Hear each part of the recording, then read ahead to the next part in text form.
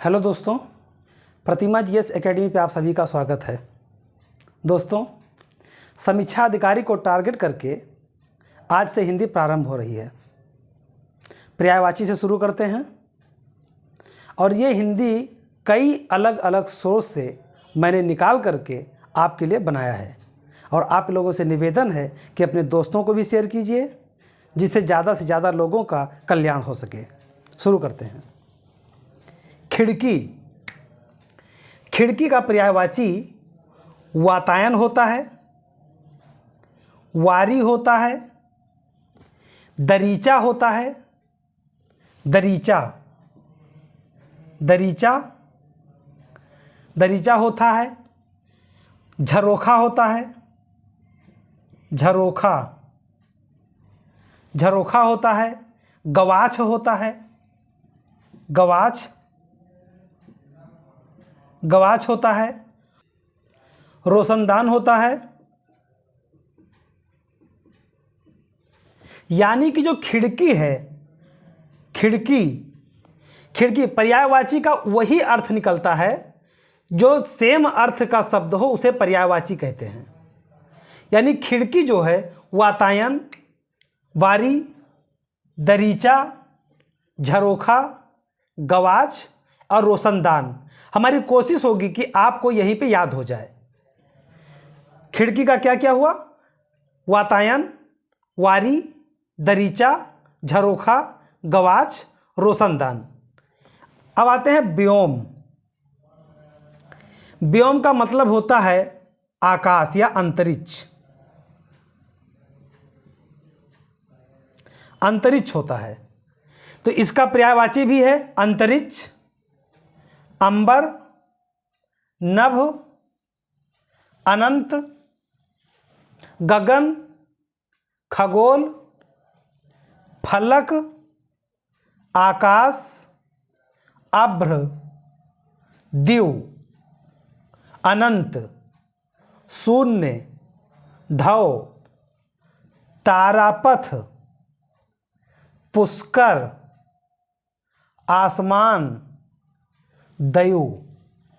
यह होता है अंतरिक्ष का पर्यायवाची। अब देखिए इसमें कॉमन शब्द कौन कौन से हैं। कॉमन शब्द हैं कि लोग अंतरिक्ष को अंतरिक्ष भी बोलते हैं, व्योम भी बोलते हैं, अंबर भी कहते हैं, और कई बार आपने सुना होगा कहते हैं दयु बरसे नाए। मतलब दयु मतलब भगवान से जोड़ दिया गया है, तो दयु भी होता है। आसमान से पानी नहीं बरसत तो आसमान भी होता है। पुष्कर विमान, जो पुष्पक विमान होता था उससे पुष्कर याद कर लीजिए, अंतरिक्ष में उड़ता था तो पुष्कर भी हो गया। तारापथ, तारा, अंतरिक्ष में तारा दिखते हैं, लोग कहते हैं अंतरिक्ष में तारा दिखता है तो तारापथ हो गया। फलक हो गया। आकाश तो सब लोग आकाश बोलते ही हैं। गगन कहते गगनचुंबी यातयान। खगोल शास्त्री लोग खगोल शास्त्र का अध्ययन करते हैं अंतरिक्ष में जाकर के। अनंत, अंतरिक्ष अनंत है। शून्य, अंतरिक्ष शून्य की भांति भी है। धव यानी अंतरिक्ष, अंबर, नभ, अनंत, गगन, खगोल, फलक, आकाश, अभ्रद्यु, अनंत, शून्य, धव, तारापथ, पुष्कर, आसमान, दयु होते व्योम। यानी व्योम की पर्यायवाची यानी अंतरिक्ष के पर्यायवाची इतने हैं। 1 2 3 4 5 6 7 8 9 10 11 12 13 14 15 16 17। यानी व्योम के आपने 17 पर्यायवाची देखे। यानी 17 पर्यायवाची के आपने 17 पर्यायवाची देखे। तारापथ का पर्यायवाची पूछेगा तो आप सब बता सकते हो, पुष्कर का पूछेगा तब भी बता सकते हो। मतलब ये मोस्ट इंपॉर्टेंट है। अब आते हैं अमृत का पर्यायवाची।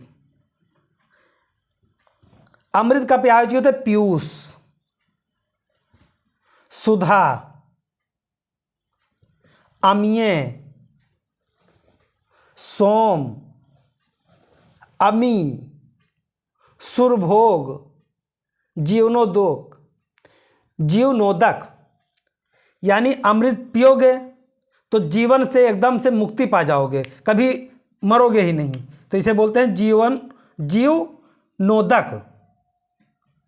जीवनोदक। या जीवनोदक, जीवनोदक भी हो गया, यानी कि पीयूष भी हो गए। सुधा, सुधा का मतलब अमृत होता है। पीयूष का मतलब अमृत होता है।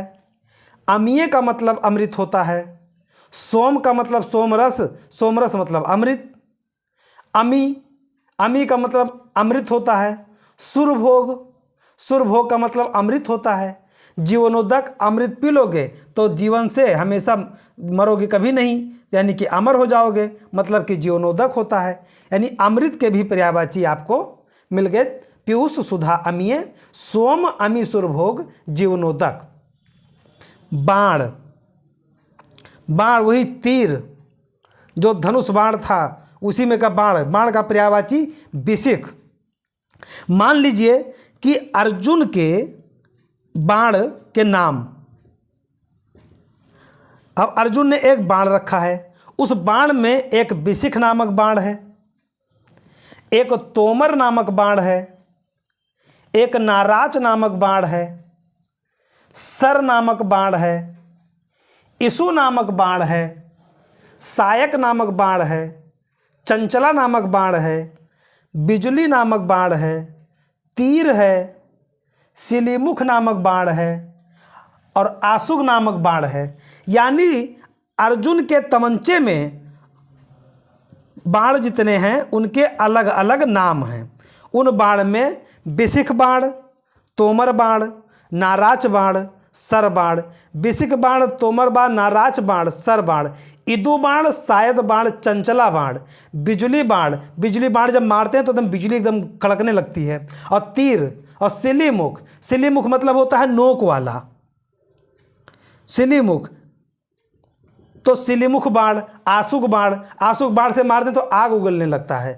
तो खर, खर का पर्यायवाची होता है तेज, गदहा, तिनका, घोड़ा। घोड़ा बहुत ही इंपॉर्टेंट है, यानी इसे वेरी वेरी इंपॉर्टेंट कह सकते हैं। यहाँ से प्रश्न जरूर आता है। वाजी, तुरंग, है, घोटक, घोटक पर्यायवाची है घोड़ा का। अश्व, रविसुत सैंघव, किंकर, केसी, केसरी। किंकर, केसी, केसरी, खेट, मराल, चामरी। किंकर, केसी, केसरी, खेट, मराल, चामरी। धौरे, रथवाह, राजवाह, सारंग। अब देखिए घोड़ा का कैसे याद करना है आपको। वाजी, तुरंग, है, घोटक, रवि सुत सैंघो। वाजी, तुरंग, है, घोटक, अश्व, रवि सुत सैंघो, किंकर, केसी, केसरी, खेट, मराल, चामरी। धौरे, रथवाह, राजवाह, सारंग। यानी कि घोड़ा का आपको पर्यायवाची बहुत आसानी से याद किया जा सकता है। अरण्य, अरण्य का पर्यायवाची, अरण्य का मतलब होता है जंगल, और जंगल का पर्यायवाची जितना बन सकता हो। जंगल का वन होता है, जंगल का अटवी होता है, अटवी होता है, जंगल का विपिन होता है,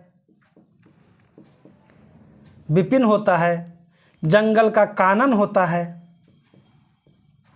यानी कि अरण्य का वन, विपिन, वन, अटवी, जंगल, विपिन, कानन।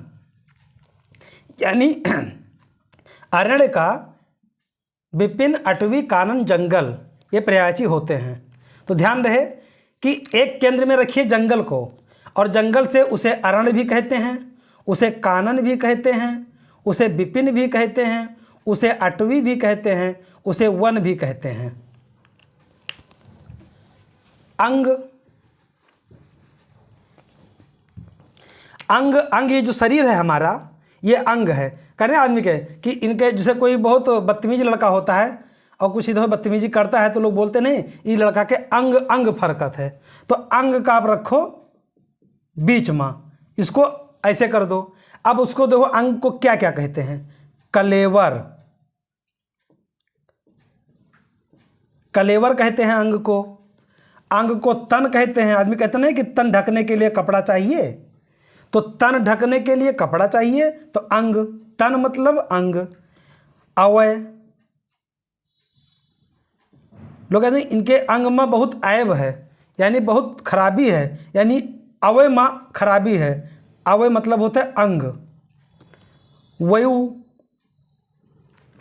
वयु एक नया शब्द मिला है मुझे, लेकिन आप भी ध्यान रखिए कि अंग का मतलब वयु भी होता है, उसका पर्यायवाची होता है। देह, देह, काया,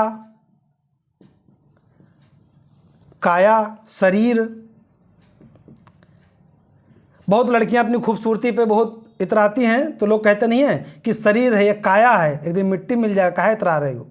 शरीर है, तन है, कलेवर, अवय, शरीर, देह, यानी अंग को केंद्र में रखिए। अंग को कलेवर कहते हैं, अंग को देह कहते हैं, अंग को काया कहते हैं, अंग को वयु कहते हैं, अंग को अवय कहते हैं, अंग को शरीर कहते हैं, अंग को तन कहते हैं। यानी कि अंग के पर्यायवाची आपके हो गए।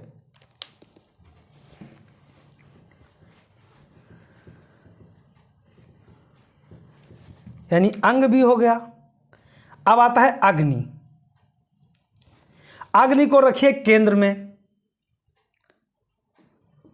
जो कि अग्नि के ज्यादा हैं इसलिए इनको ऊपर रखिए। अग्नि, अग्नि को आग भी कहते हैं, अनल भी कहते हैं। कहते हैं कि इनके बहुत आग लगी है, तो अग्नि को आग कहते हैं। अग्नि को अनल कहते हैं। पावक, अग्नि को पावक कहते हैं। दव, अग्नि को दव कहते हैं। धूम्रकेतु भी कहते हैं अग्नि को। धूम्रकेतु, धूम्रकेतु, धूम्रकेतु कहते हैं। धनंजय कहते हैं।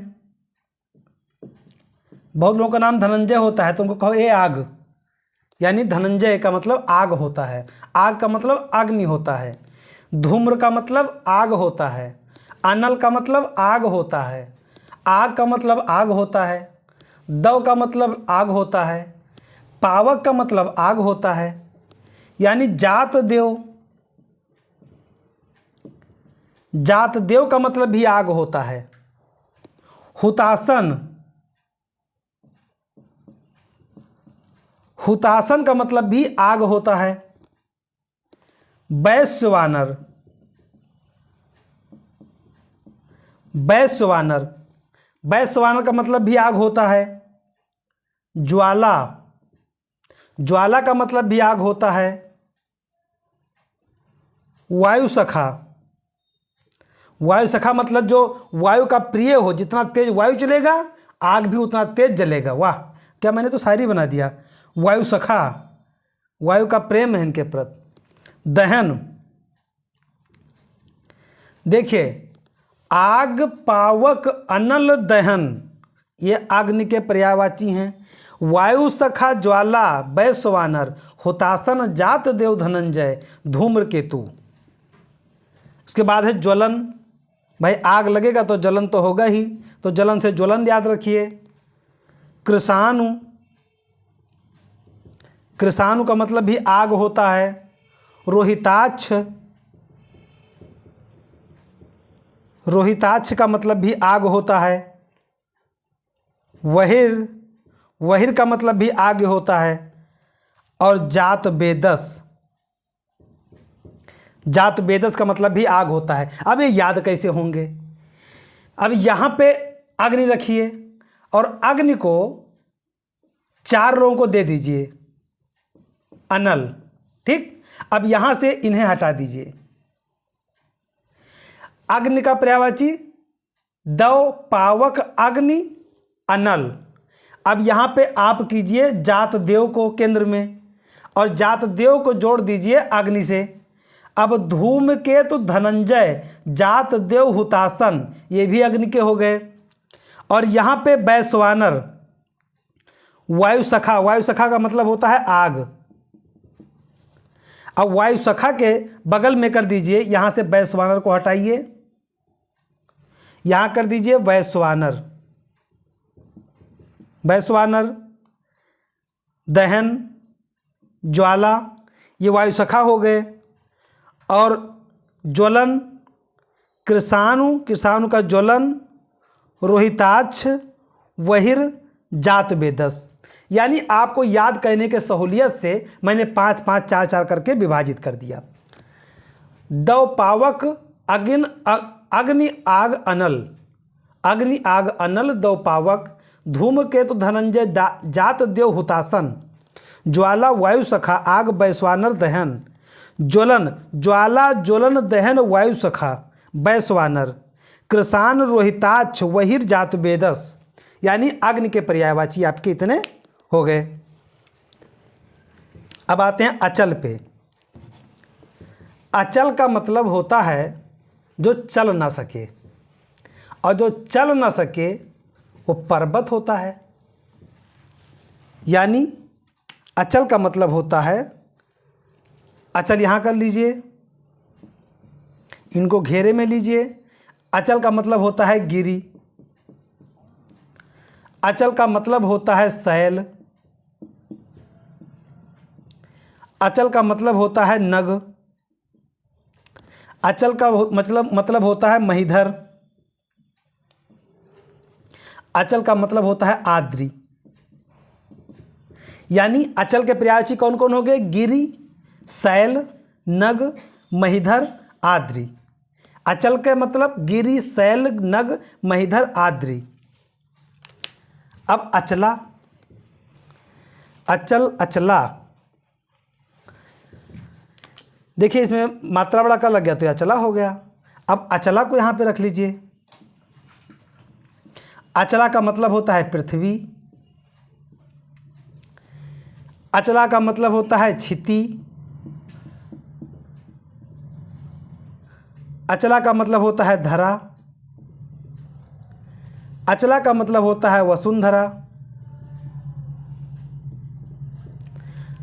वसुधा और धरती। सोचिए, एक अचला यानी कि पृथ्वी को केंद्र में रखिए, और पृथ्वी के पर्यायवाची अचला, धरती, क्षिति, वसुधा, वसुंधरा, धरा। वसुधा, धरा, वसुंधरा, धरती, पृथ्वी, अचला, क्षिति, ये आपके अचला के पर्यायवाची हो गए। अब है अक्षर। अक्षर का मतलब होता है जिसका क्षर ना हो, मतलब मोक्ष, मतलब वर्ण, मतलब शिव, मतलब ब्रह्मा, मतलब इनका कोई क्षर नहीं है। मोक्ष प्राप्त कर लो, क्षर नहीं होगा। वर्ण का क्षर नहीं है। शिव कभी क्षरित नहीं होते, ब्रह्मा कभी क्षरित नहीं होते। यानी कि जिसका क्षर ना हो अक्षर है। यानी शिव ब्रह्मा वर्ण मोक्ष ये अक्षर हैं, अक्षरा वर्ण। दोस्तों, मैं अपनी क्लास के पे समाप्त करता हूँ। धन्यवाद। जय हिंद, जय भारत।